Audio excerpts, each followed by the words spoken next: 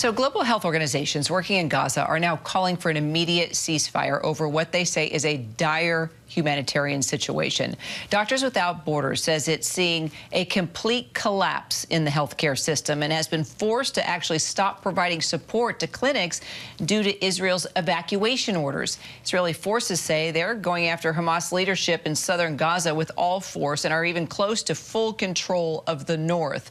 Our Inez de la Cuetera is in Tel Aviv. So we continue to see these heartbreaking pictures, Inez, of all the innocent children that have been caught in this fighting. You had a chance to speak with UNICEF spokesperson James Elder. He's actually a good friend of the show, keeps us updated on a regular basis. What did he tell you today? Yeah, Karen, I mean, the situation in Gaza is just frankly catastrophic at this point. We are talking every day about how it's getting worse and worse, and then we find out that it's even more dire. So the World Health Organization saying today that the healthcare system is on its knees and collapsing. We know over 18,000 people have now been killed, according to the Hamas-run health ministry, and 1.8 million people displaced. That's roughly 80% of the population. Lots of concerns for children there. So like you say, we spoke to James Elder, the spokesperson for UNICEF. I'll let you listen to what he had to say. Possibly every single child in Gaza needs some type of mental health support.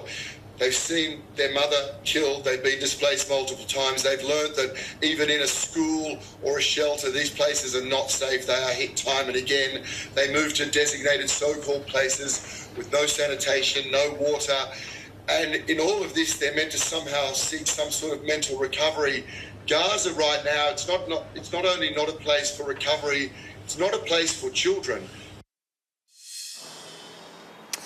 And these are people who are living out of overcrowded shelters, makeshift tents. And as we talk about displacement, the UN's Relief and Works Agency also warning that the developments they're seeing on the ground suggest that Israel, in their view, is trying to push Gazans out of Gaza into Egypt. Now, we know Egypt doesn't want to take people in. It has shown no indication that it is willing to take in refugees. Part of that is Egypt's own national security concerns. They don't want to risk having Hamas militants pouring out of Gaza into Egypt. They also don't want to be seen in any way as aiding the permanent resettlement of hundreds of thousands of Palestinian refugees. Israel has denied that it is trying to push people out of Gaza. A tiny bit of good news on the humanitarian front. So Israel announcing this evening, just moments ago, that it will be opening up the Kerem Shalom crossing. That's a second border crossing from into Gaza. However, that crossing isn't going to actually be used to allow for trucks to get in, but it will likely help speed up the inspection of trucks getting into Gaza. They'll go through that crossing, then have to turn back around and actually go through the Rafah border crossing. Well, Israel, or the IDF rather, is still claiming that Hamas fighters are surrendering now and that this is just the beginning of the end. Can we confirm that? We cannot confirm that at this point, but certainly Israel has been pushing that narrative in recent days. We've heard it from the IDF. We heard it from the Israeli prime minister saying that dozens of Hamas militants had surrendered. Hamas is pushing back on those claims. They're saying they are false and baseless. We should point out that even as we're hearing of these allegations, and as the IDF has been encouraging Hamas militants to surrender, the number of IDF soldiers killed in action is rising. So we are now at 104 IDF soldiers who've been killed in battle since the beginning of the war.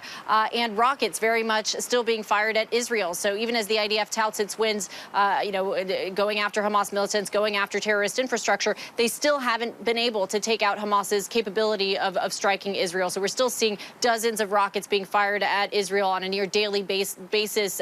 Sirens blaring in Tel Aviv once again today. We were at the site of a rocket impact near Tel Aviv, windows blown out of buildings, a massive crater on the ground, cars completely destroyed. So that is very much still a concern, and close to 10,000 rockets have been fired at Israel since the beginning of the war.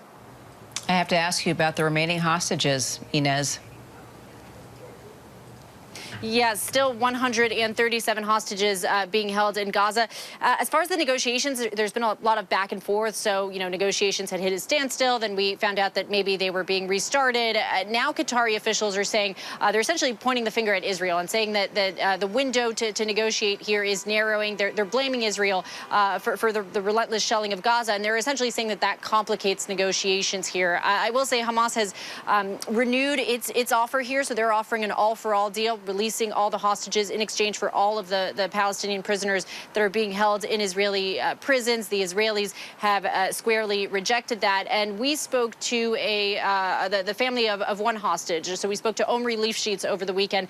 His two parents were kidnapped by Hamas. His mother, Yocheved, was released even prior to the truce agreement, but his father is still being held in Gaza. He wants to see diplomacy. He said clearly events of the last few days show that going in and trying to rescue the hostages by force doesn't work. He wants Israel to accept this all-for-all deal. All right, Inez de la Cuetara there in Tel Aviv. Inez, thank you. Hi, everyone. George Stephanopoulos here. Thanks for checking out the ABC News YouTube channel. If you'd like to get more videos, show highlights, and watch live event coverage, click on the right over here to subscribe to our channel. And don't forget to download the ABC News app for breaking news alerts. Thanks for watching.